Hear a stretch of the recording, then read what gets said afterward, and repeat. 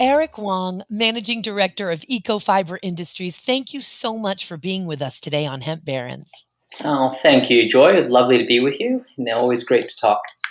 I'm so excited because I have both the pleasure and the honor of working with you through the U.S. Hemp Roundtable, which is really my happy place in all of the advocacy work that I do, because we have just such a tremendous team of support and incredibly intelligent and motivated folks like you who help to drive our mission forward. And I'm excited about our interview today so that I get to learn more about you, Eric. Thank you, Joy. And I think, unfortunately, I'm here to learn more from you probably, as what you've been doing in the industry for decades. Most of us are quite new to it, learning from you. So anyway, it's great to be with you, Joy, and lovely to catch up. Thank you so much. Now, of course, Ecofibre started in Australia, and you've already been with Ecofibre for just over 6 years as managing director, starting out, of course, as their executive director.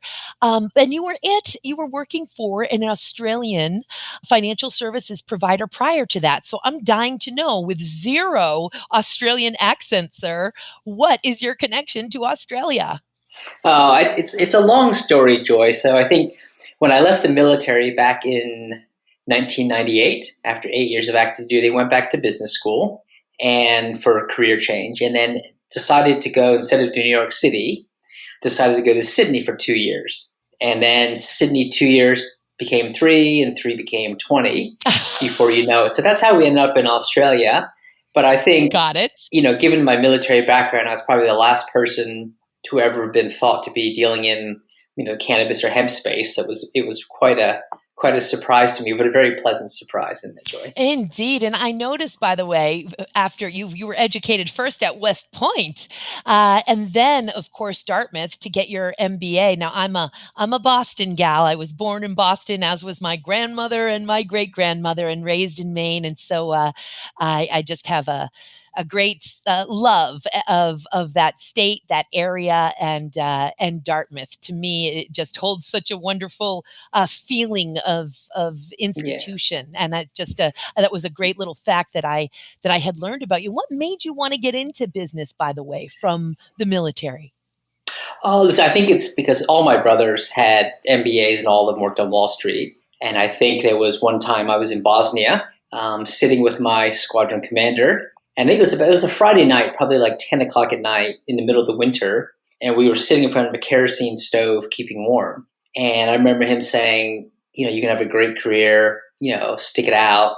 And then I thought, wow, if a great career when I'm 40, sitting in front of us and burning fuel with a 20-year-old didn't really seem like my life ambition at that time. So at that time, I decided it was time to transition careers. And I only sort of knew military before that. So I thought I'd go into business. And like I said, expected to go to New York City, had taken the job in New York City, but then decided we would do one more trip overseas. And like I said, I never would have thought 20 years in Sydney, and then never thought I'd be in Kentucky now running a hemp business. So like I said, life has funny turns to it. It is so glorious what the plant has in store. You know how I feel about that plant. Yes.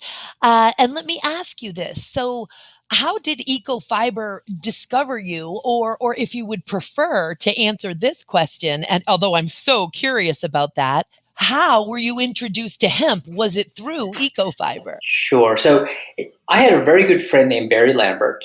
And so when I was in financial services, Barry Lambert was one of the grandfathers of the Australian financial services industry. And so he was a very important client and personal friend of mine. And back in 2015, his granddaughter, Caitlin Lambert, was diagnosed with Dravet syndrome. And she had some pretty severe seizures. And, obviously we've all heard the stories of kids with seizures. And they were so bad, when she was about 2.5 years old, everyone expected she would pass. And I remember I was having dinner with Barry and his wife, Joy, and my wife, Christy, and they had just come back from an appointment. And I remember the doctor said the prognosis was quite poor.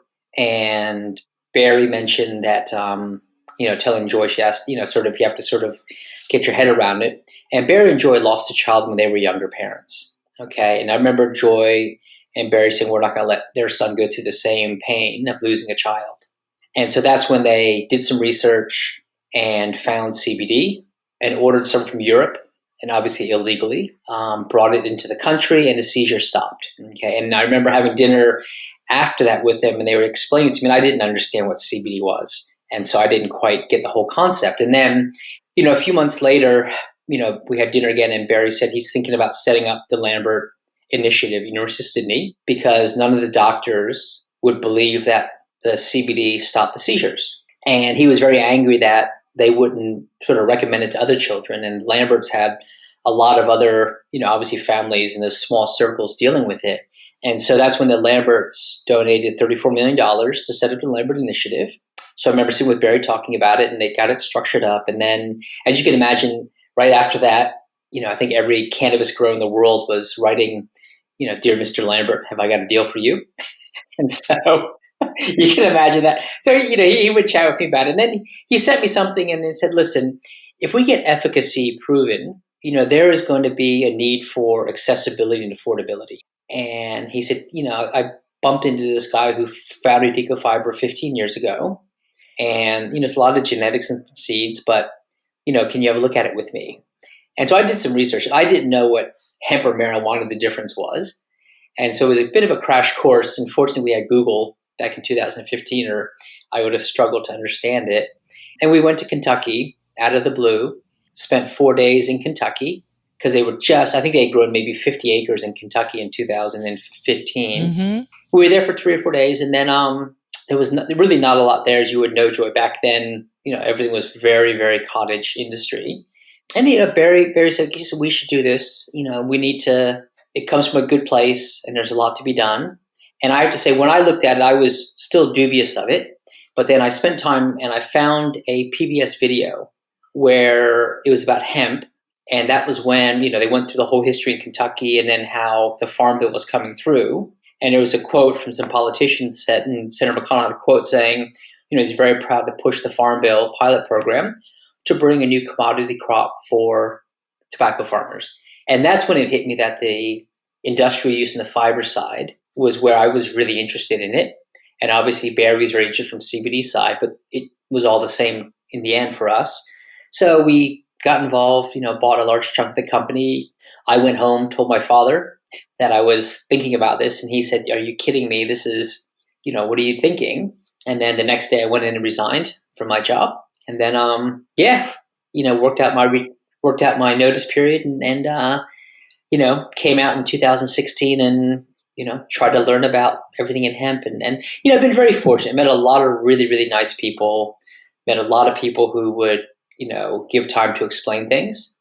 And the reality is business is business, right? Those principles are the same and those I get, but hemp and cannabis has its own set of dynamics. But it's been fun because every day is a new project, because whether it's new product development, new processing techniques, pricing, marketing strategies, there's no blueprint to look off of because it's brand new. And that's what makes it so exciting, Joy. And like I said, I've gotten to meet a lot of really neat people, and hopefully will continue to, going forward. So it's been one of the most rewarding things I've done in my career, because you really start from scratch. And, as you see what the plant does for people. And when people come up and thank you and tell you what's happened, then it's pretty rewarding that, in financial services, no one thanks you for making a complex managed fund, but people thank you when they're not in pain. And you know that. And people, when you heal them, they say thank you for that. And it's very personal. So it's, for me, it's been a really nice shift from what I used to do to something that, to be honest, is very, very tangible and changes people's lives. And you know that very well.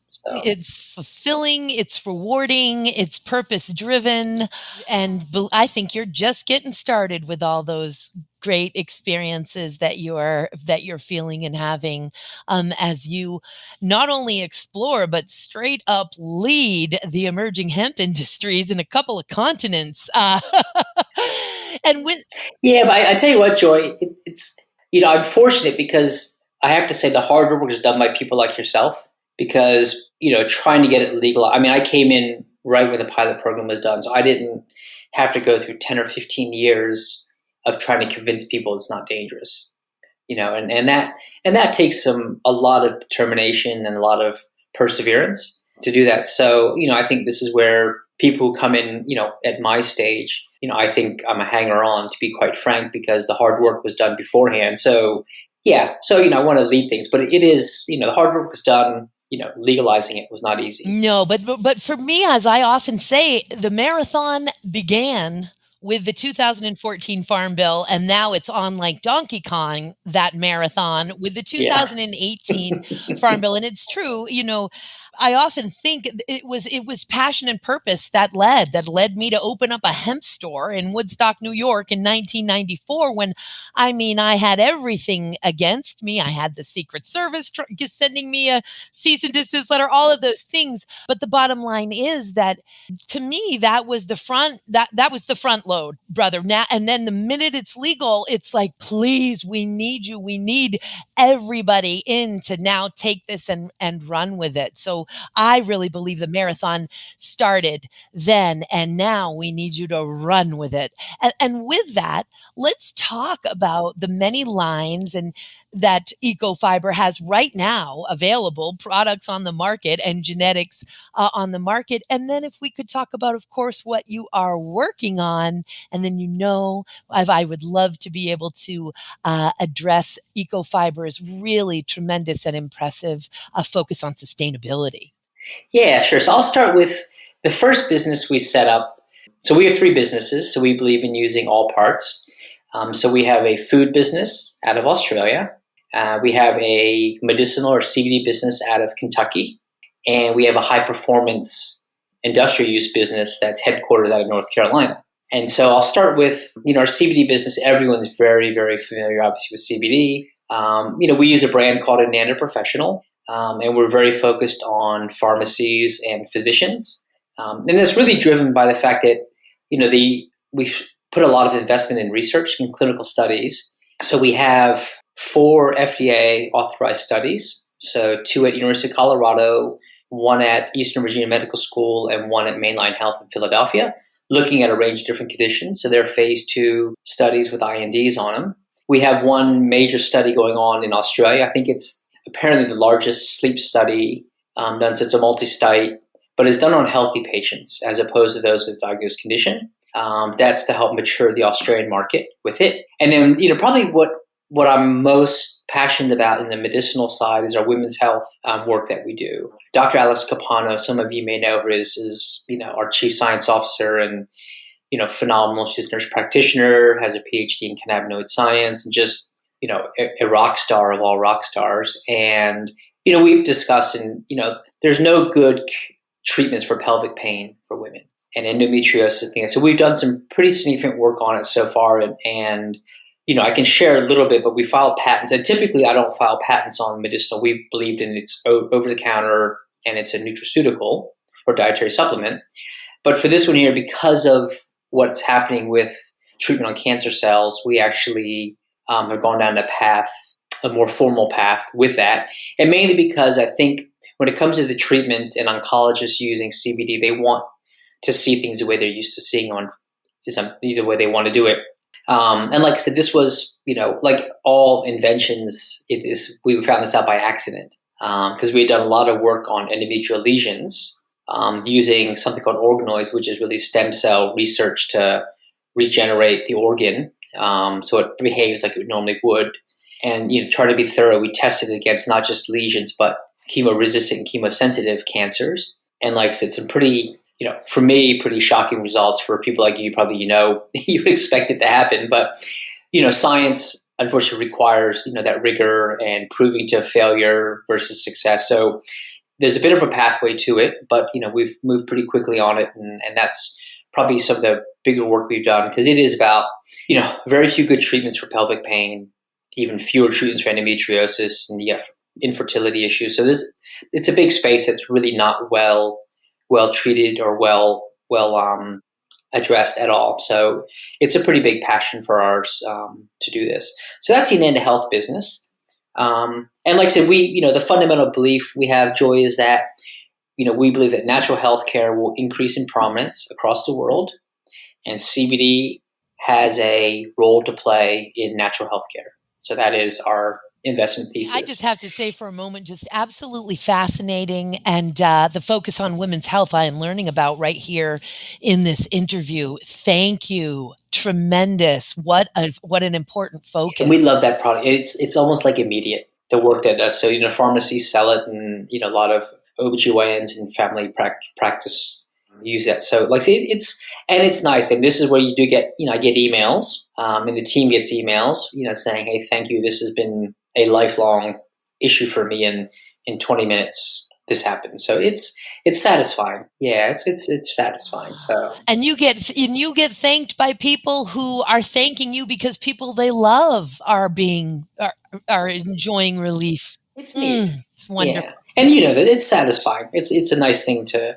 It brings you job satisfaction. I think so. Yes, it makes Yeah, your heart happy. It just makes your heart happy. it does. Yeah, and the second business is our food business that we mentioned in Australia, and so our investment thesis is plant-based diets will increase in prominence across the globe, especially as And of course they will. yes, and so there's a need for high-quality protein, and as all of us know on this podcast, hemp is one of the most outstanding complete proteins there are.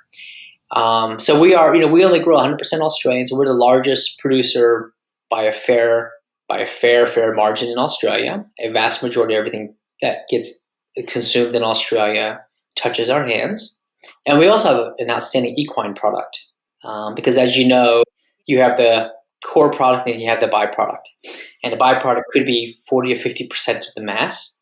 And so we found we sort of did some formulations, and it's a top equine product, low sugar, low starch, high protein, high fiber.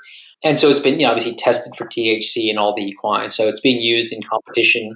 So I think that's just as it's a very high volume, and I'll say high end market because people spend a lot on the horses. Yes. And it's a great way to use the byproduct without having to waste anything. So yeah, so I'm very happy. So true. And I'll take this opportunity just in case it resonates with you and you want to carry this torch as you move about the planet doing your good work. And that is that in hemp, I tend to always use the word co-product. Okay. Because that's how awesome hemp is.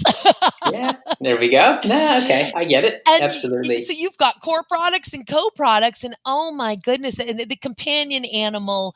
Do you dip into pets at all, or just the equines? Just the equine, because equine actually uses up such a high volume. Yeah, I didn't realize how much a horse eats. A horse eats a lot, Joy, and so it's pretty scary. It's pretty scary how much they go through. They're big. Yeah, so it's sort of like all these businesses, you have to balance the two. Like in the fiber, you have fiber in your herd. You have to balance the two. You can't just try to sell the fiber and then you have a huge amount of herd left over, and you got to deal with that. So yeah, so that's like I said, we don't do we looked at doing smaller pets, but like I said, just found out the equine is that market, especially in the performance area, they're quite selective on what they use. And this, like I said, performs, they prefer this to grass and hay by a long shot. So, we charge a fair bit more than they pay for typical feed, but they're very happy to because of the performance that it has. So, yeah, so I think that one's, in the end, that one's going to be a harder one to keep up with. So before you think you have,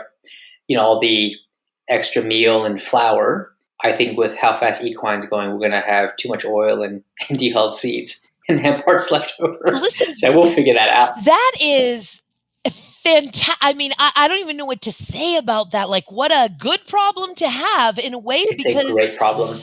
Because it's the opposite problem is what is happening in most of the United States with a few other processors. I have a little part ownership in Colorado Hemp Works, and those oil presses are going all the time. But certainly the seed cake is there's a lot of it. There's a lot of it. There's a lot of it left over. So yeah, absolutely. Wow, so, and listen, the final business, yeah, it's good. So, and the final business we have is Hemp Black, and I think this is near and dear to your heart. So yeah, so back in 2016, I'd always wanted to do the industrial side, and I remember we had a big farm day out in Kentucky. And it was a beautiful crop. It was sort of the classic 20-foot crop, and just like corn, because we do very well with the genetics. And I remember the Kentucky State Departments were all saying, hey, we can co-fund stuff, we can give grants. And everyone wanted me to build a mill. And then I struggled a little bit because, as you would know, that there wasn't the market quite yet. And, fiber in a non-woven sense is quite low margin and quite hard to make a market out of at that time. So I went to a university in Philadelphia, the Philadelphia School of Textiles and Design, because they had a lot of, they were one of the top textile schools. And I went to them, we'd met, and over a few times I said, listen, I'd like to make a product or products that use the hurd of the plant. And the hurd has a lot of interesting properties, whether it be surface area, carbon content, antimicrobial, there's a range of things. And let's figure out how to do that. Because that's, in the end, if I can figure that out, then 75%, I don't have to try to recoup all of my profit and costs out of 25% of the plant. I can do it out of 100% of the plant. I think people forget the byproduct, and it's very hard to run a business that way. I was very fortunate. A guy named Steve Spinelli was the president, and he founded Jiffy Lube. So he was an entrepreneur, very entrepreneurial president. And I remember we were speaking over Christmas. We would speak, half a dozen times. And we ended up setting up a research partnership with the university, which ended up with, I don't know how many patents, quite a few patents right now, I think 6 and another 17 pending. And that's what seeded my Hemp Black business. And a lot of the staff and faculty and students from the university ended up, moving with me. And the university is still a wonderful partner, and that's what seeded the business. Yeah. So then we expanded. So what we do right now in Hemp Black is a few things. So we do a lot of high performance yarns, high performance master batch, and 3D knitting. But the core of what we do is the carbon. Okay. And so, the hurd is very important to us. And we carbonize the hurd. So we have a pyrolysis machine in our Kentucky facility. Ooh, yeah, that elicits an emotional response. But continue, brother. Enjoy pyrolysis. so that we patented, put utility process patents on it all through to you can't patent growing and pyrolysis, but how it's ground and how it's used, and so using high performance and other things. So our focus is this, as you would know, that the end product we have on Hemp Black when we carbonize and grind is carbon black. Okay, and carbon black, as you know, is everything that's black contains carbon black, and carbon black is the incomplete combustion of petroleum. So pyrolysis turns you on, but the incomplete combustion of petroleum is not such a good sounding, but that's what it is, right? And it's a carcinogenic product, and so the hemp biochar and ground into the carbon black is carbon negative, right? The plant comes out negative and work through the process. And it's, we have a material health safety platinum rating on it because it's a pure bio-based carbon black. And that's what's really important. It's a cradle to cradle MEDC platinum rated carbon black, the only one in the world. Okay. But it's bio-based. And that's what, as people talk about bio-based plastics and hemp and things like that, by the fact of us having it into a pigment, there's a process where you load it with olefins and then it can become a very highly loaded, they call it master batch for injection molding with a bio-based material. And that's where you get to bio-based plastics, okay, in a very efficient manner. Now, unfortunately, it has to be black, but, a lot of things in the world that are injection molded are black. And so what you have is you have the carbon captured in the soil. You've permanently captured the carbon from the stalk because it never gets released again. Okay, you have, right? So there is a market on the carbon, and it goes around a few things, Joy. So from the growing of it, farmers are locking up carbon. From our process, we're locking up carbon. Okay, and if you just look at it we're doing some numbers, so there's quite a bit. I don't want to throw numbers out because we have a university doing the research and validating it for us. But that carbon black is carbon positive. The hemp black carbon is carbon negative, and by a fair bit. So that's one important initiative is genuinely, because, as people, this carbon offsets, it's a bit of a, if you don't drive to work tomorrow, then I get to use your carbon offset. It's actually, there's still carbon created, right? You're not permanently sequestering it. So, we're working pretty hard on that. Trading carbon use for the day, essentially. Correct. So our view is hemp is the new black. Okay, and that's kind of Oh, where we are. wow! All right. Boom! Hemp is the new black. Oh, the gift that keeps on giving when I talk ecofibre. Let me tell you, wow, hemp is the new black. Yeah, I love this because eh, and our genetics. We're growing in I think 9 states right now, and the team's going around the country right now with work getting the genetics aligned with all the different farmers. So the nice thing is what we try to do in Australia. We grow from basically Tasmania to Northern Territory, which is in the U.S. the same as growing from the Rio Grande Valley up to Wisconsin. Okay, from top to bottom, our genetics, sort of different genetics work, and that just lets you have a rolling season of hemp. Because if you think about it, in Australia, we grow in 3 different states, and the only 6 states in Australia. So we literally grow, in Wisconsin, and then kind of say North Carolina, and then in Florida is how we grow. But what that does is that spreads out my cash flow, spreads out my risk. And spreads out some biodiversity too. Yeah, absolutely. Great. Because you want hemp coming as a steady flow around the year, not all of it showing up in 1 month and then you're trying to figure out how to store it. So, over time, it'll be 3, 4, 5 times a year we get shipments. And the same thing in the US here. We want to have shipments coming, 9 months of the year, not 2 months out of the year, because it really is it's bulky, right? And I think you can't get a proper supply chain without that. And like I said, you want to get it across all the states because this is about, should be a national crop. But I do think, Joy, it's important that, a lot of the companies focus on the industrial uses as well, because, that's what's going to really make this a commodity crop. CBD, as all of us know, you don't have to grow a lot of CBD crops to supply a very large amount of product. That lesson was learned the hard way. Yes, indeed. Takes just a little bit of hemp to make a lot of distillate yeah. to simplify the lesson. Correct. Absolutely. So I think, the food will, as a grain, will have a fair amount of acreage, but the industrial use will, and people use it everywhere from putting it into fibers, putting it into what we do, or just using it as a carbon capture and soil regeneration and improvement, right? So you can see mining sites using it as a soil remediation crop. You can see it taking out the heavy metals out of soil. So I think the uses will get broader and broader, but I think the important part is having somewhere for the crop to go. And like I said, sometimes you want to focus on the sexy things, but sometimes you gotta cover the whole spectrum to make it work. And I think, with the lessons learned on CBD being overheated, making sure that this fiber crop doesn't get overheated too quickly. So, you don't have everywhere from farmers to processors having too much. And likewise, you don't have manufacturers, not getting what they need. And so that's a really important balance that we have to get right. And I think the nice thing we have, Joy, is there's no shortage of interest and no shortage of people committing to it. Those dots are being connected. I'm watching it happen just as I knew and believed at the age of 24 that it's happening. I mean, why would we have dedicated so much and risked so much if we didn't know? And I guess that's also the larger point, is that many of us who just sort of risk things in the mean when it wasn't cool, it wasn't sexy, and it was dangerous, is because we knew. It wasn't that we hoped. It wasn't that we had faith, although I have lots of faith. It wasn't that we were confident. We just knew.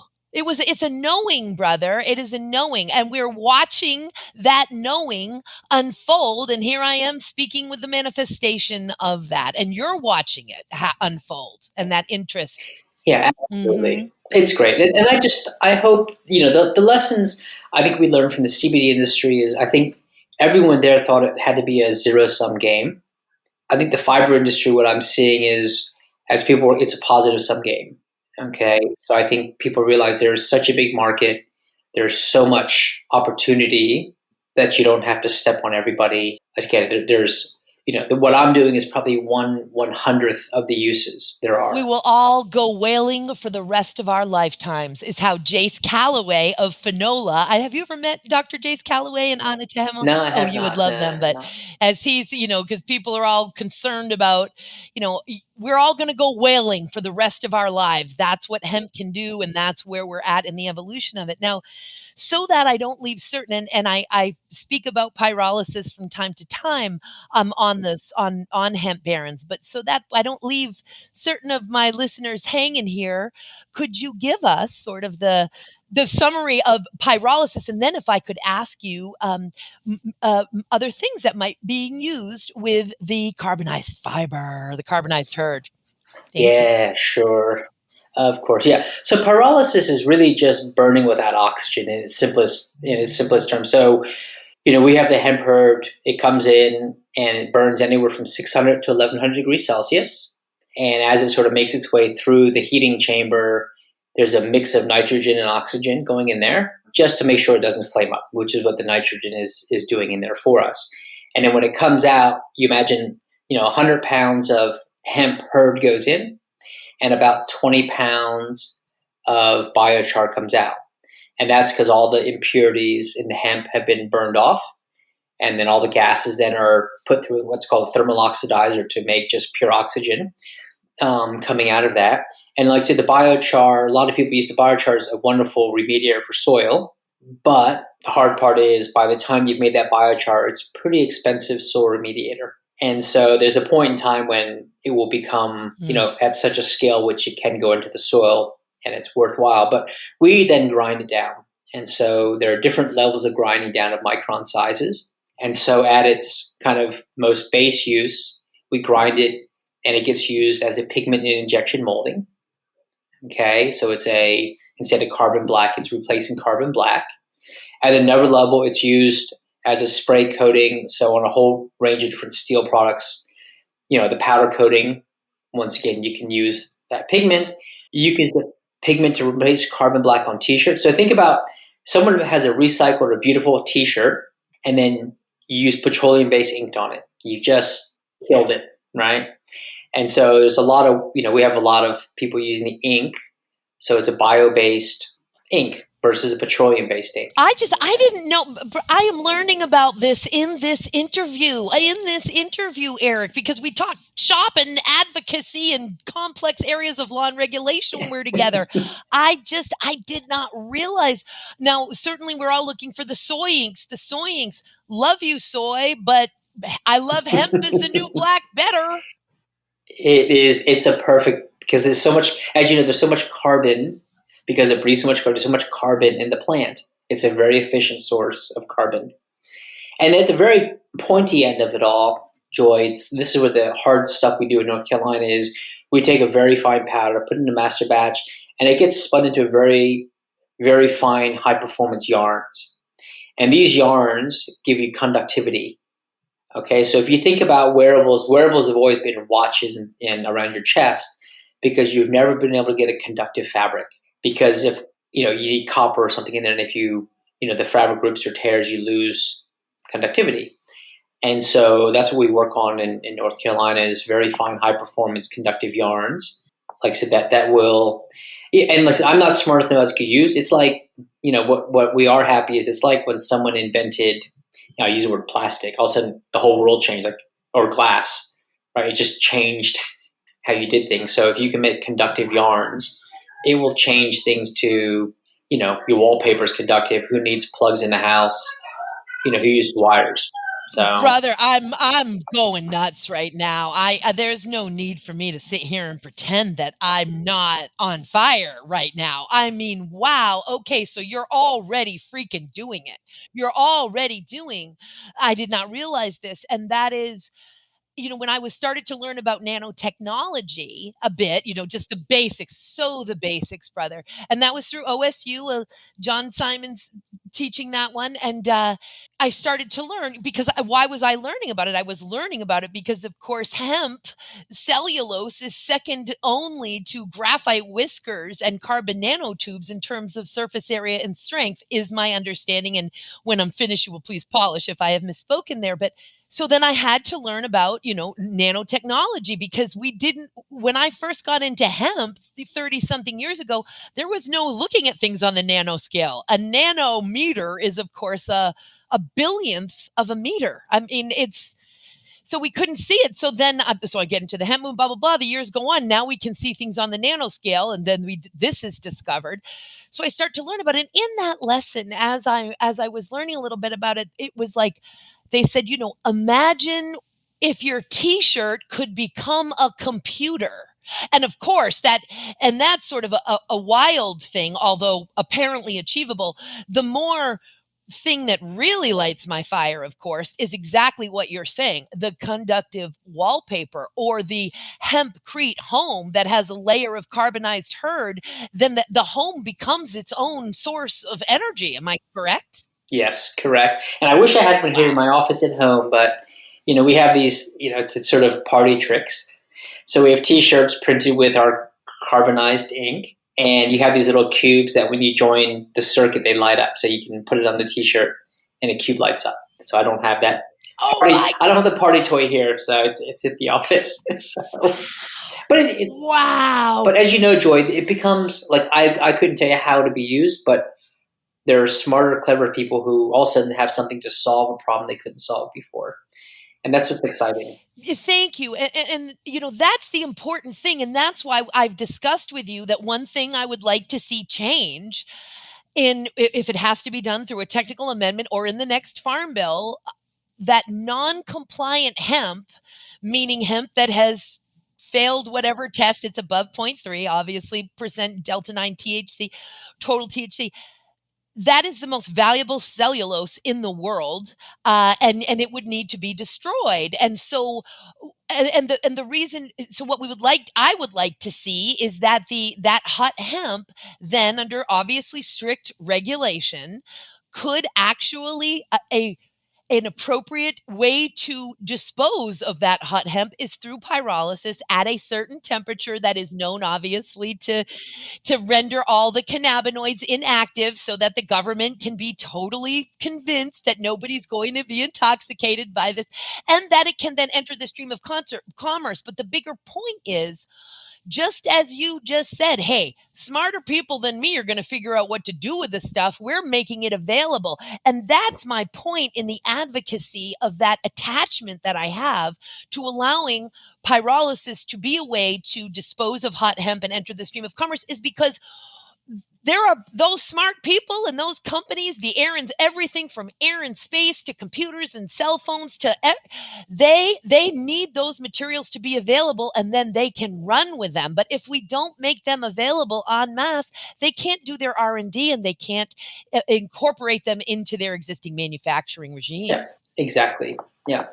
It's our job is to give them something to work with, give them something different, and let them solve a problem with it. So it's exciting stuff. And like I said, Joy, this is 1/100th or 1/1000th of how this can be used. So we are, we think we're broad, but we're very narrow in the scheme of things. It's like, we think Earth is significant, but make it relative to the galaxy, we're pretty damn small. So I think, yeah, there's a lot to be done here. And that's why, if I have a message to people, it's a positive sum game, especially an industrial use thing. So, everyone we're working with collaborates versus competes with each other, because, this is one of these, these huge Las Vegas buffets. You will never, ever run out of opportunity. And I think so I enjoy working people with that mindset, and I think especially in the space when you find people who are, look at it as a zero-sum game. They're just not the right people to work with, because, they won't see things the right way. So my view. So. That is the reality of it. I will sit here and validate your view, sir, is indeed. This is, and the time for this zero-sum games and all of this is over. The only thing that will save humanity and the planet is cooperation. And I think that hemp and cannabis in all of its forms breeds and inspires and is here in fact, to reteach us how to cooperate. And the fact that Ecofibre, from an industrial and corporate perspective, understands that on such a core level is so promising. And I am just so thrilled that I get to know you, and that I get to be a tiny bit a part of what's happening with Ecofibre through its tremendous contributions through the U.S. Hemp Roundtable. Well, yeah, but I tell you, as I mentioned before, honestly, and I'm not just saying it, this Ecofibre is not here if people like you didn't set up the platform for it, because I don't think I'm the type of person that would have taken that many years trying to legalize it. That's not easy to do. So, I sort of came in when it became easy to do that. So, I thank you and the other folks who really sort of pioneered the legalization of it. It's a big deal. Gratitude is so mutual, and it's to see a dream fulfilled. And it's to see a dream fulfilled in the here and now as we sit in 2022, because you are already creating these materials that are going to and already are changing the world. Boy, Eric, I'm so excited to have you on again. I will be so excited to visit you in Kentucky so that I can see Yes, anytime you can make it down. I will be there. Thank you for everything that you do and for joining us today on Hemp Berries. Thank you, Joy.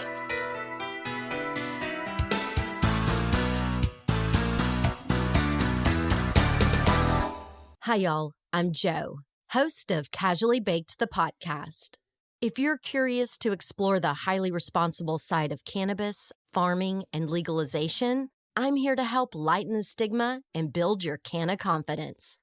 Download episodes now of Casually Baked, the podcast, wherever you listen to podcasts. And journey with me through the evolving cannabis culture and discover how and why people like you are adding cannabis to their wellness toolkit. It's time to get casually baked.